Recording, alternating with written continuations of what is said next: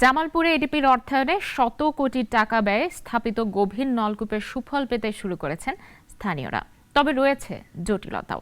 Metre না থাকায় submersible এসব পাম্পের বিদ্যুতে বিল নিয়ে বিপাকে গ্রামবাসী। কে কতটুকু পানি ব্যবহার করছেন থাকছে না তার কোনো হিসাবও। ডেস্ক রিপোর্টে বিস্তারিত।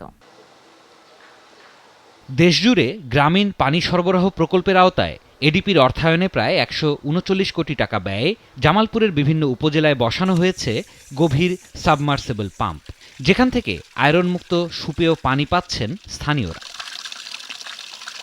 জনস্বাস্থ্য প্রকৌশল অধিদপ্তরের আওতায় জেলার বিভিন্ন উপজেলাতে বসানো হয়েছে ৮৫০ সাবমার্সিবল পাম্প।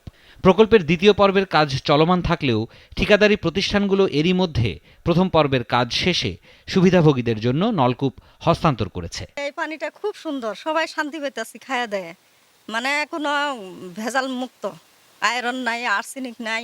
আমরা এই 10টা ঘর এই পানি ব্যবহার করতেছি, কোনো আয়রন নাই, বিশুদ্ধ পানি, পানি খুবই মিষ্টি। টিউবওয়েল জাতিতে পানি ভরা নেই, এখন আমরা অলরেডি সুইচ দিলেই পানি পাই। এসব পাম্পে বৈদ্যুতিক মিটারের মাধ্যমে পানি তোলা হচ্ছে, যার খরচ সমহারে পরিশোধ করছেন সুবিধাভোগীরা। তবে এ নিয়ে তৈরি হয়েছে জটিলতা। পানি মাপার জন্য যদি 10 ঘরে 10টা মিটার দিত তাহলে আমাদের একটু উপকার হতো। 10টা ফ্যামিলি যদি 10টা মিটার থাকতো, কে কতটুকু পানি ব্যবহার করতো সেই পরিমাণে আমরা বিল দিতাম।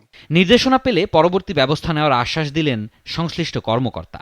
ও কোম্পানি ইউজ করছে, আমি বেশি বা আমি কম পড়ছি, সে বেশি করছে, এই যে ক্যালকুলেশনের বিষয়ের কারণে যে বিদ্যুৎ বিল নিয়ে যে জটিলতা হচ্ছে, তো এইগুলোর বিষয়ে আমরা অ্যাড্রেস করছি। যদি সামনে এই প্রকল্প দপ্তর থেকে এই পরবর্তী নির্দেশনা আসে, আমরা এটা বাস্তবায়ন করতে পারব ইনশাআল্লাহ। সংকট কাটিয়ে দ্রুত শতভাগ বাস্তবায়িত হবে প্রকল্প, এমনটাই প্রত্যাশা স্থানীয়দের।